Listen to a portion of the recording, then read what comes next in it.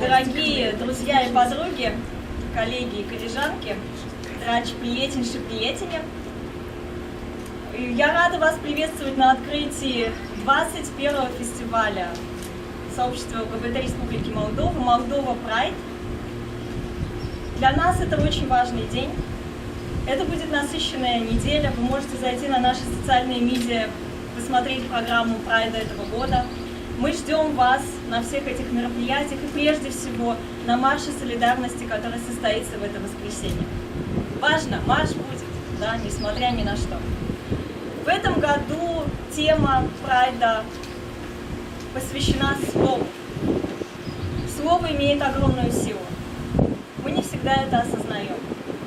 Но очень важно, чтобы каждый раз, произнося каждое слово, мы думали о том, что мы несем этим словом в мир. Словом можно разрушить человека, можно причинить невыносимую боль, можно довести человека до самоубийства, можно дойти до войны, можно дойти до геноцида целого народа. И в то же время словом мы можем показать нашу поддержку, нашу солидарность, мы можем проявить нашу любовь и заботу, мы можем быть добрыми к людям, мы можем помочь кому-то преодолеть сложные жизненные обстоятельства. Мы можем спасти чью-то жизнь. Именно поэтому девиз Moldova Pride фестиваля в этом году – слово – это оружие. Давайте будем использовать это оружие во благо.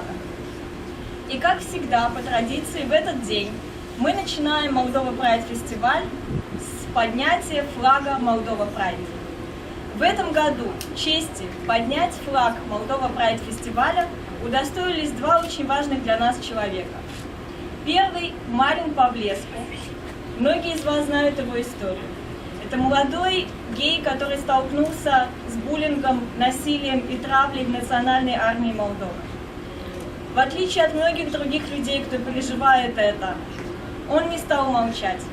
Он рассказал свою историю другим для того, чтобы остановить то, с чем столкнулся он. Для того, чтобы больше ни один молодой гей молдавской армии не переживал того, через что пришлось пройти ему. Вторая – это открытая трансгендерная женщина, трансактивистка, которая в этом году запустила петицию за права транслюдей в Молдове. Я приглашаю Стела Паскаль. Я приглашаю Марина и Стелу поднять флаг.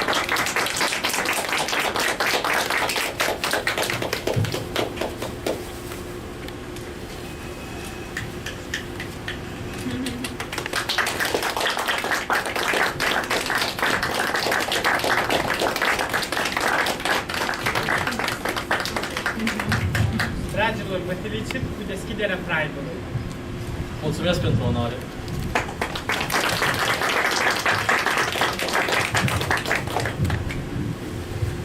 Мы надеемся, что с каждым годом, благодаря вашим словам поддержки, таких людей, как Марин и Стелла, в Молдове будет больше и больше. Что ЛГБТ-люди будут открыто говорить о себе, о тех проблемах, с которыми они сталкиваются, и бороться за свои права.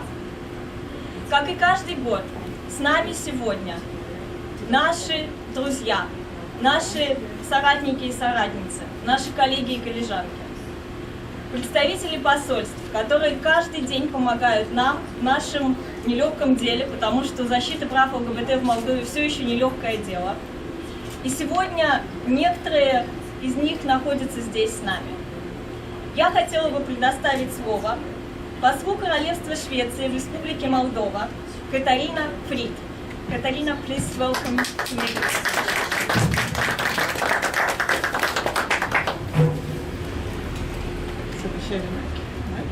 Yeah, I think so. Well, thank you very much for the invitation to be here today. I'm very happy to be here on the opening of the Pride ceremony this year. Bună ziua, mulțumesc că m-ați invitat, sunt foarte fericită să fiu aici cu voi la ceremonia de deschidere a Moldova Pride. This year's Pride has the theme, Word is a weapon. Nothing could be truer. Words can be so powerful that we do not need to use more than a few to cause the greatest happiness or the deepest sorrow. Tema din anul acesta este, sloganul, tema din anul acesta este cuvântul este armă.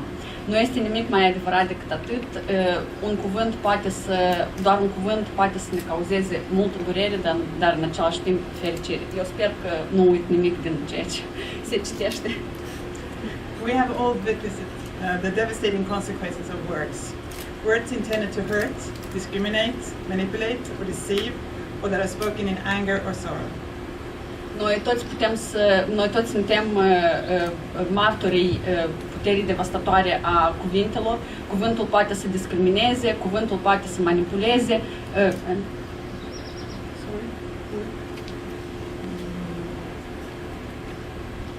Cuvântul poate să discrimineze, să manipuleze, ori să cuvintele care sunt spuse în furie sau în durere. But words can also bring joy. We have wonderful words that we can use to talk about things that we find good in life, like friendship, solidarity and love. Okay, can I? Dar în același timp cuvintele pot să aducă bucurie. Noi avem cuvinte minunate pe care le folosim pentru a vorbi despre lucruri pe care le găsim frumoase în viață, cum ar fi prietenia, solidaritatea și dragostea. The responsibility of how we use these words rests with each and every one of us. It is up to us to decide whether we should use this tool to create, build, share and support, or to attack and destroy.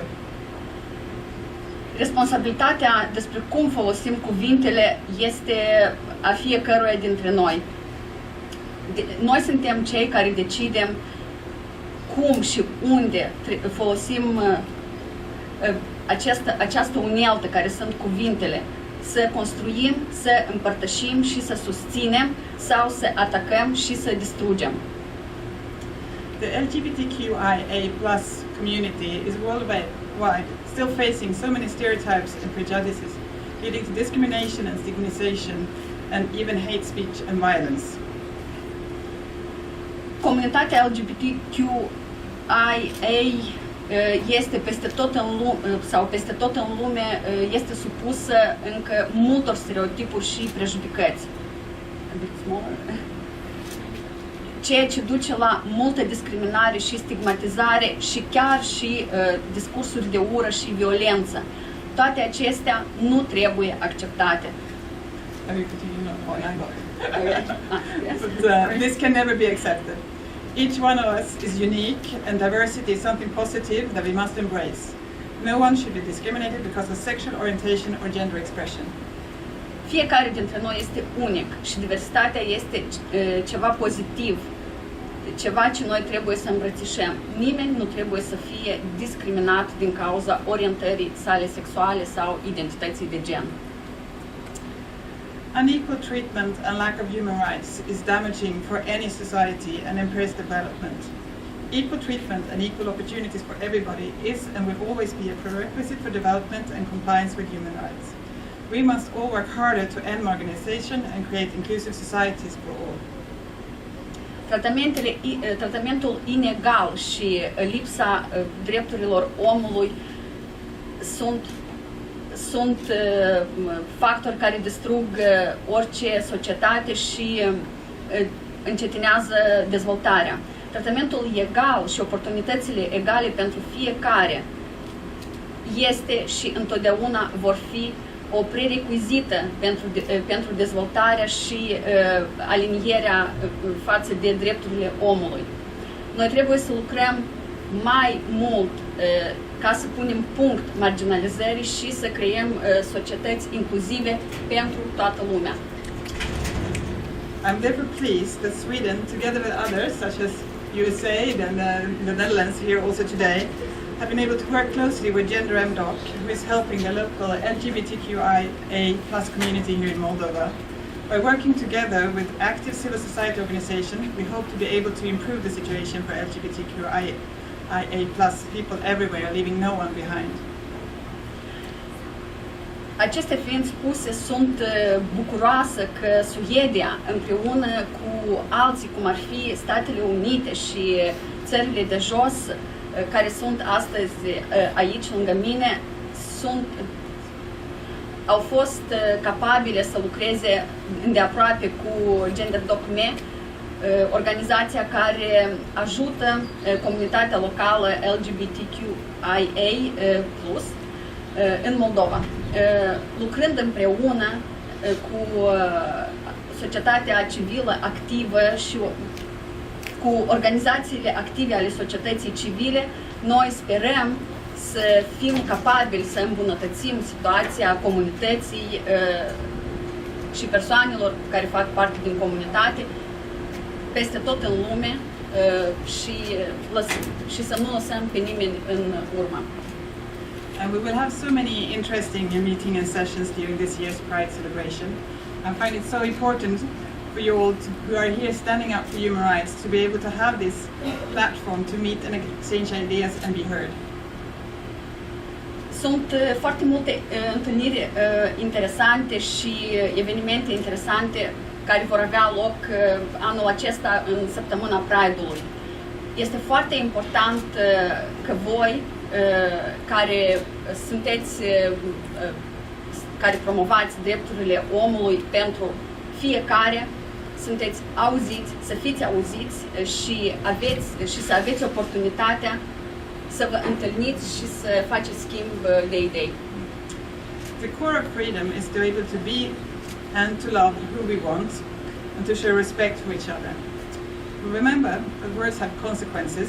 Let us choose our words from love and not hate. And to end with a quote from Harry Styles, treat people with kindness. Mulțumesc. Esența libertății este să fii capabil. Esența libertății este să fii capabil să fii și să iubești pe cine vrei sau pe cine vrem și să arătăm respect pentru fiecare. Țineți minte că cuvintele au consecință și haideți să alegem cuvintele care arată dragoste și nu ură. Și ca să închei cu un citat din Harry Styles: tratați oamenii cu bunătate. Mulțumim!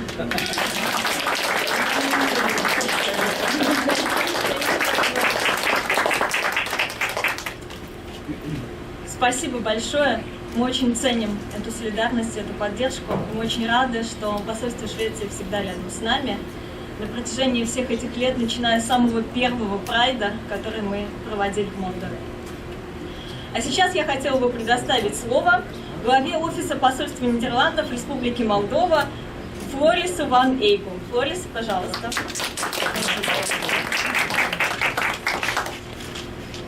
Dear friends, Dragi prieteni, it's a pleasure and an honor to speak a few words to you today. este o plăcere și o onoare să vă spun câteva cuvinte astăzi.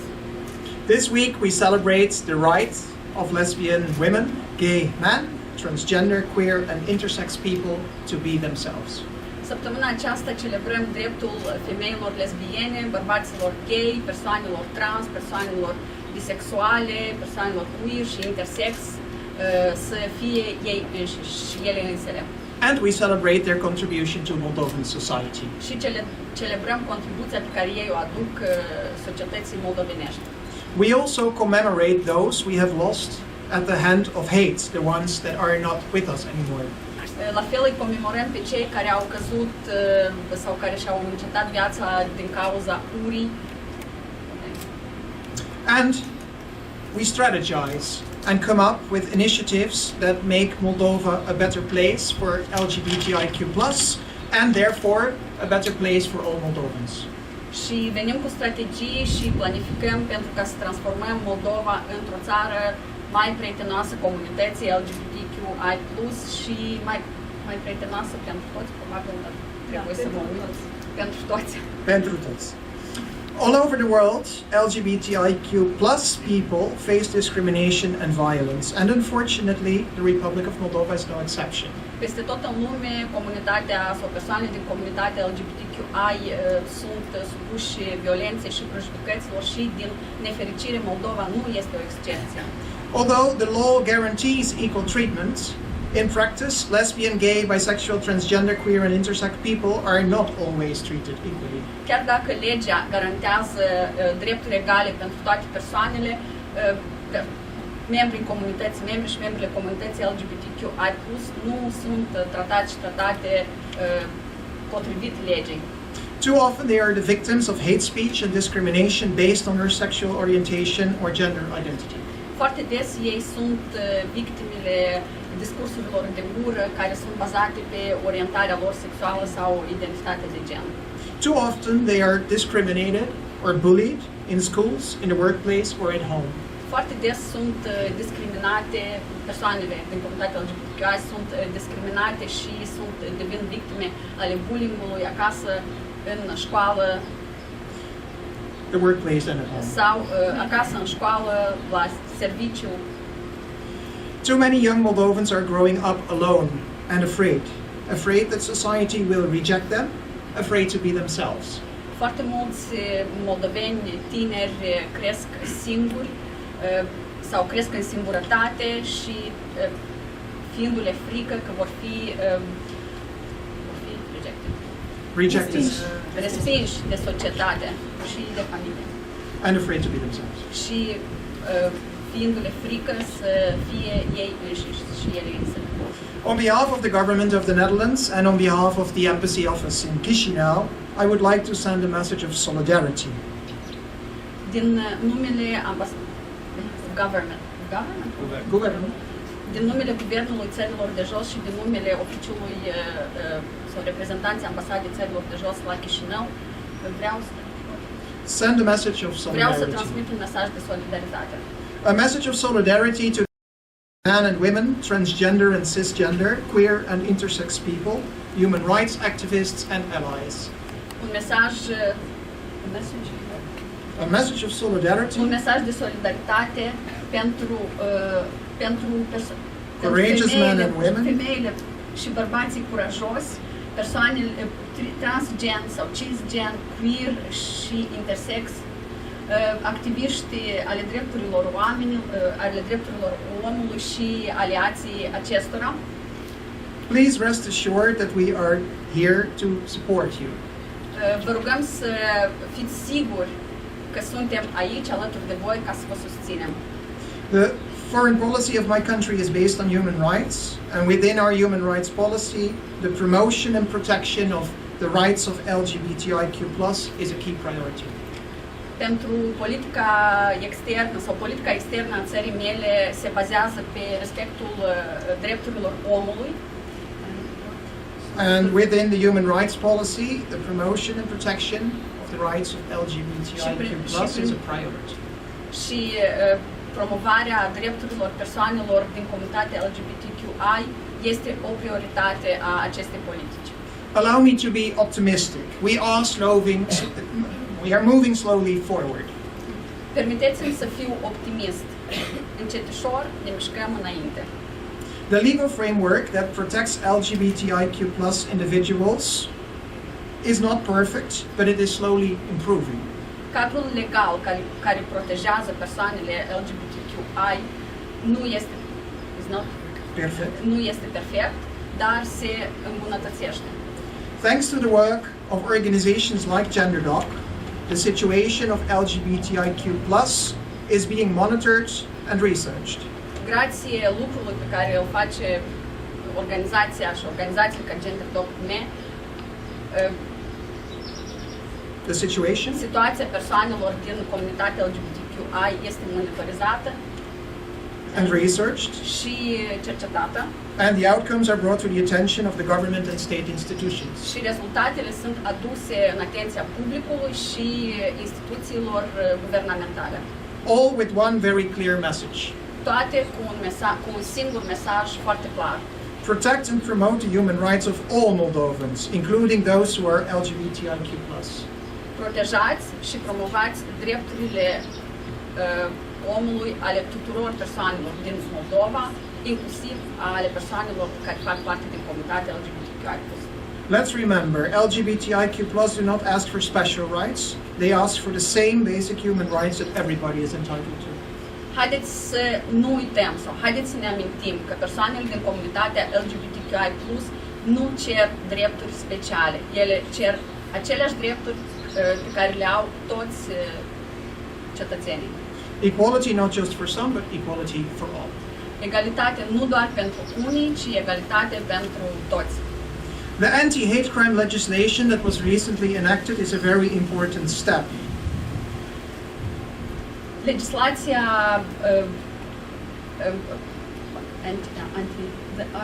Anti-hate crime.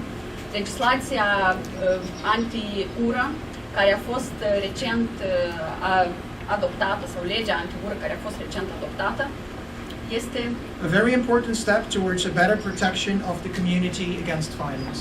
Este un pas foarte important spre protejarea comunității împotriva violenței. We stand ready to support its implementation and hope the law will have a positive impact. Suntem gata să susținem implementarea acestei legi și sperăm că legea Will have a positive impact. că legea va avea un impact pozitiv. But it is not only the legal framework that is important. Dar nu doar cadrul legal este important. Social acceptance is also key for the well-being of lesbian women, gay men, transgender, queer and intersex people in Moldova. Acceptarea socială este cheia spre bunăstarea persoanelor din comunitatea LGBTQI+ din Moldova. Although there is a long way to go, Chiar dacă este un drum lung de parcurs, I have the sincere impression am o impresie sinceră that the youngest generation, că generația tânără, let me say the TikTok generation, permiteți-mi să spun generația TikTok, is already much more accepting este deja mult mai deschisă și acceptă mai ușor of sexual diversity than previous generations. diversitate sexuală față de generațiile anterioare. We are slowly progressing. Noi progresăm încetișor. But I understand your impatience. Dar vă înțeleg nerăbdarea voastră. It is not going fast enough. Nu merge destul de repede sau nu se mișcă destul de repede. In order to achieve full social acceptance, pentru a ajunge la o acceptare socială deplină, it is important that LGBTIQ+ people become more visible in society. este important ca persoanele din comunitatea LGBTQI+ să devină mai vizibile în societate, To build bridges să construim poduri and show how much we all have in common with each other. și să arătăm câte lucruri comune sau cât de multe lucruri comune le avem. To show that LGBTIQ+ are not a threat. Să arătăm că persoanele din comunitatea LGBTQI nu sunt o amenințare, Not to the church, nu pentru biserică, not to the family, nu pentru familie and not to the politics. și nu pentru politică. Making sure that LGBTIQ+ can enjoy their rights doesn't take anything away from anybody. Asigurându-ne că persoanele din comunitatea LGBTQI se pot bucura de drepturile lor, nu ia de la nimeni nimic, deci nu reduce din drepturile altor categorii sociale. On the contrary. Dimpotrivă. In a conservative society, Într-o societate conservatoare, and my country once was a conservative society, și țara mea, adică țările de jos, au fost odată o astfel de societate, LGBTIQ+ are often portrayed as the others. comunitatea LGBTQI deseori a fost reprezentată ca fiind alții, People we don't know, oameni pe care nu-i cunoaștem and people we don't care about. și oameni de care nu ne pasă. Too frequently they are portrayed as deviants, Foarte des, frecvent, erau reprezentați ca fiind, având deviații, who choose a sinful lifestyle. Choose a sinful lifestyle. având deviații, persoane care au ales un mod de viață păcătos sau plin de păcat. It's only when they meet and get to know LGBTIQ+ people Doar atunci când întâlnesc și cunosc persoane din comunitate, that heterosexual or cisgender citizens realize persoanele heterosexuale sau cisgen realizează that LGBTIQ plus people are actually not much different. că persoanele LGBT+ nu sunt cu mult mai diferite sau nu sunt diferite deloc. That their thoughts about LGBTIQ plus were negative stereotypes. Și că ceea ce credeau ei despre persoanele LGBTQI+, nu erau decât niște stereotipuri Built on misconceptions. construite pe interpretări. They may love somebody of the same sex or have a different gender identity, but in all other aspects they are no different from the rest of society. Ei pot să iubească pe cineva de același sex sau de o altă identitate, dar celelalte aspecte ale vieții lor sunt asemănătoare. Only then they realize that LGBTIQ plus are not those people. Doar atunci ei au realizat că oamenii LGBTQI+ nu sunt ceilalți oameni sau alți oameni. They are our people. Ei sunt oamenii noștri. They are not them, they are us. Ei nu sunt ei, ci sunt noi.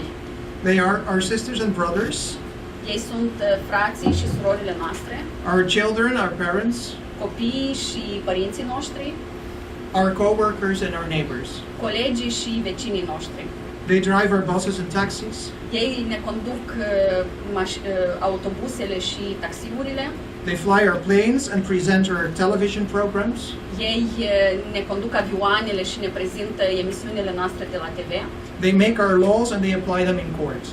Ei creează legile noastre și le aplică în curți. It is of course an individual decision to come out of the closet. Este desigur o decizie individuală de a ieși din dulap sau de a-ți face coming out-ul.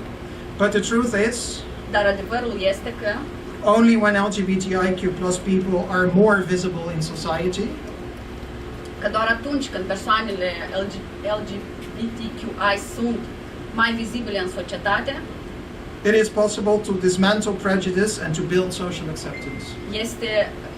este posibil de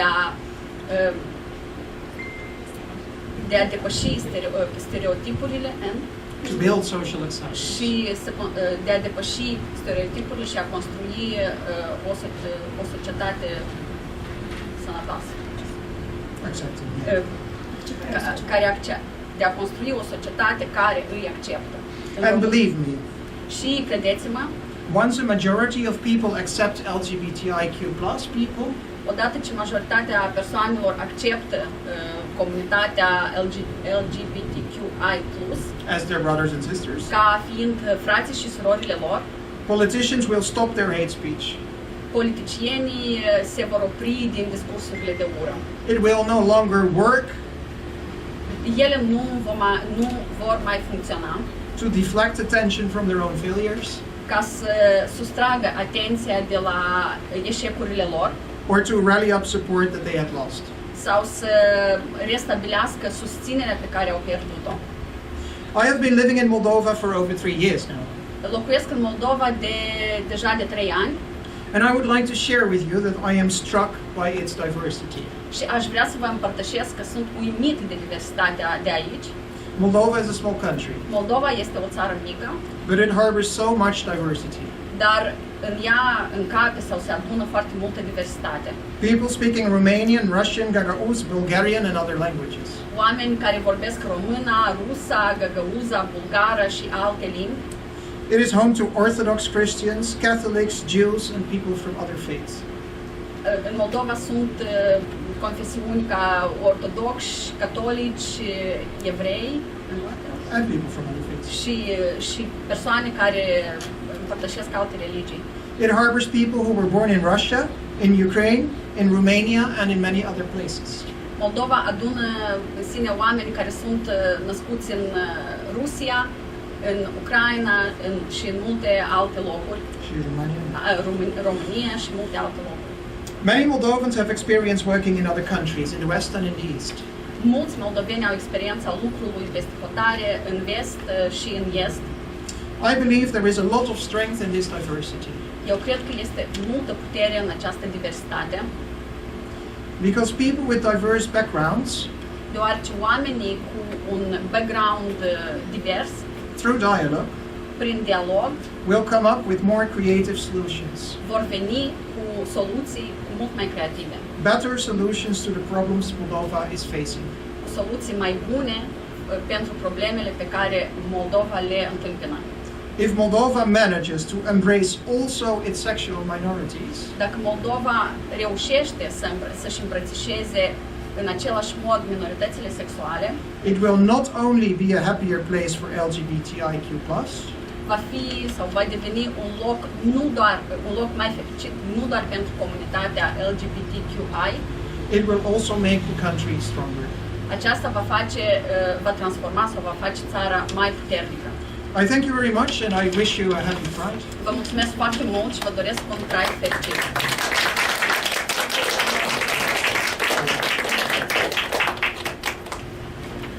Спасибо большое Флорису. И еще один спич у нас от временного поверенного в делах посольства США Скотта Хокландера.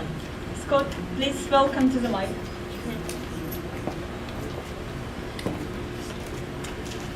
Bună ziua, thank you, Anastasia, GenderDoc, all the beautiful people here. It's my pleasure, thank you for the invitation, to say a few words on behalf of the U.S. government. Vă mulțumesc tuturor, Anastasia și GenderDoc, tuturor oamenilor frumoși care s-au adunat astăzi aici. Vreau să vă mulțumesc pentru că mi-ați oferit posibilitatea ca să vorbesc astăzi aici și să vă spun câteva cuvinte. Pride Month is an incredibly important celebration. For all the struggle and suffering the LGBTQI plus community endures, there is also so much achievement and solidarity. There is so much to be proud of, and I want to highlight one recent accomplishment I heard. Luna Pride este o posibilitate. Luna Pride este o oportunitate incredibilă pentru a sărbători, pentru a menționa toată lupta și toate suferințele prin care comunitatea LGBT trebuie să treacă. Și cu această ocazie aș dori să vorbesc aș dori să evidențiez un aspect pe care recent o realizare mai exact despre care am auzit recent. In February, Russia launched its brutal war of choice against Ukraine. Within hours, people were fleeing Moldova for safety. The Moldovans pledged to admit all who needed protection within their territory. However, some women, assigned male at birth, could not leave Ukraine due to the gender markers on their passports. În luna februarie, Rusia a început un război brutal împotriva Ucrainei și doar la câteva ore de la declanșarea războiului, oamenii au ales să părăsească de urgență țara. Din câte cunoaștem, au fost femei care au fost identificate în acte ca fiind bărbați, care era riscul ca să nu poată intra în Republica Moldova. Bineînțeles că autoritățile moldovenești și-au asumat să primească pe toți pe teritoriul său pentru a le asigura siguranța. A member of GenderDoc-M working at the Palanca border crossing point told her friends in the LGBTQI plus network that women barred from leaving Ukraine could safely enter Moldova if they asked a Moldovan border guard for asylum before their passports were inspected. O colaboratoare a GenderDoc-M a anunțat prietenii sale din comunitatea LGBTQI+, că femeile care sunt identificate în acte ca fiind bărbați pot să traverseze fără niciun fel de pericol hotarul Republicii Moldova dacă reușesc să comunice poliției de frontieră acest lucru înainte ca să fie inspectate pașapoartele lor, ca să... Action save lives, and we have GenderDoc-M and the LGBTQI plus community to thank for it. Au anunțat ca să anunțe poliția de frontieră că doresc să solicite azil pe teritoriul Republicii Moldova și atunci înainte ca să fie inspectate pașapoartele lor și sunt sigur că această măsură a salvat mii de vieți în context. In the United States, President Biden is a tireless advocate for LGBTQI rights. He has expanded protections against discrimination, promoted economic and social inclusion, and advanced gender and racial equity. Președintele Biden este un neobosit apărător al drepturilor omului, care promovează drepturile omului, care luptă împotriva discriminării și care avansează de asemenea și drepturile, egalitatea de gen și luptă împotriva și cea rasială.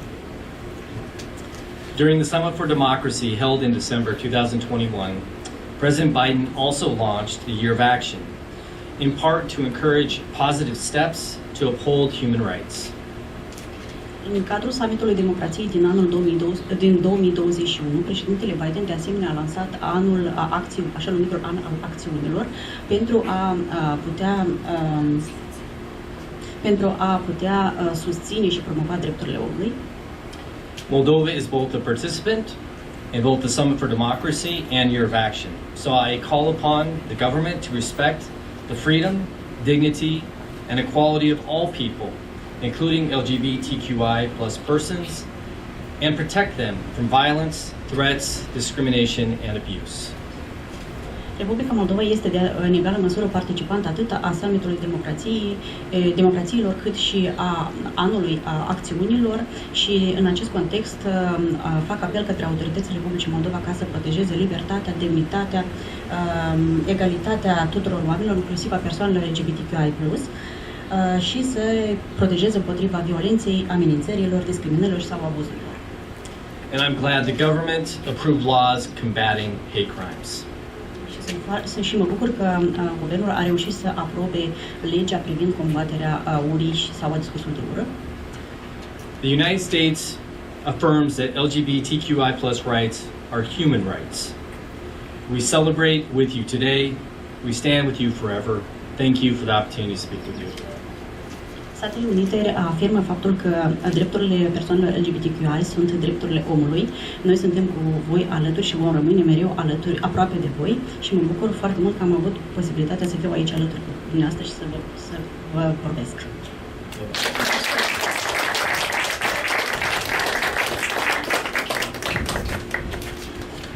Спасибо большое всем вам за то, что вы сегодня здесь с нами. И не только сегодня, а каждый день. Именно благодаря вашей поддержке мы смогли продвинуться так далеко.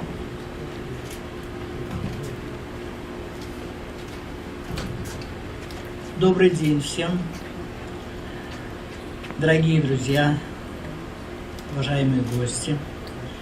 Разрешите мне поздравить вас с открытием 21-го фестиваля сообщества ЛГБТ в Молдове и объявить о начале церемонии награждения наших союзников и союзниц, наших специалистов и ЛГБТ-людей за вклад в развитие ЛГБТ-движения в Молдове, за продвижение равных прав и за смелость. Спасибо большое, Алексей Петрович, создатель Центра информации GENDERDOC-M. Аплодисменты. Итак, перейдем к nagраждению. Se primează redacția Agora Media pentru deschiderea, interes și corectitudinea în relatarea subiectelor despre comunitatea LGBT+ din Moldova.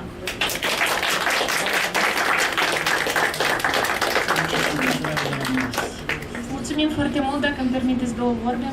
Și noi în presă și GENDERDOC, ca instituție care luptă pentru acest grup în Moldova, ducem lupte și cred că atunci când o să fim mai mulți, cei care facem aceste lucruri, o să reușim mai mult. Mulțumim!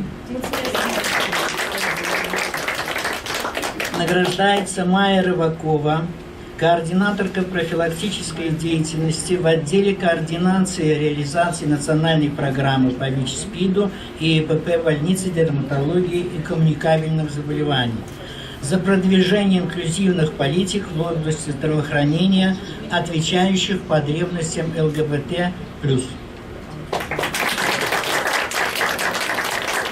Майя сегодня, к сожалению, не смогла прийти сама, но с нами Анжела Нагиц, тоже наша большая подруга, сторонница ЛГБТ-людей, помогающая им защищать свое здоровье. Спасибо.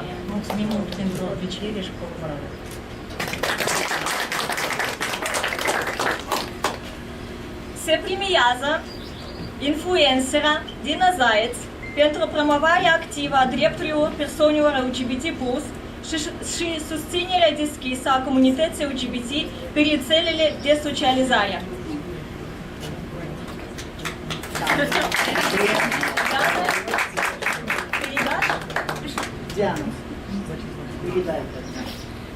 Дина, к сожалению, не смогла сегодня прийти. Диана передаст подарок. И у нас есть еще один награждающийся. Это Марин Павлеску, он уже был здесь перед вами. Награждается он за смелость, есть такая премия «Pentru кураж». Поэтому, Марин, пожалуйста, с большим удовольствием представляем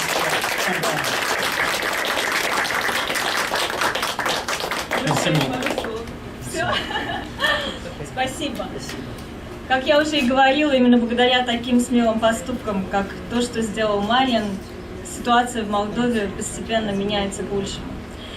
Я от лица всей команды GENDERDOC-M еще раз поздравляю вас с открытием 21-го фестиваля Moldova Pride и прошу вас на маленький фуршет для того, чтобы отметить это событие. Спасибо, что вы с нами.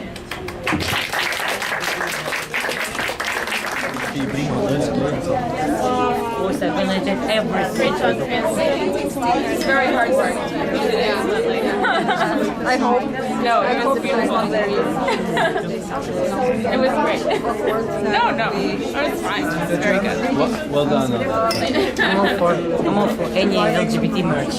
I'm very like raising awareness.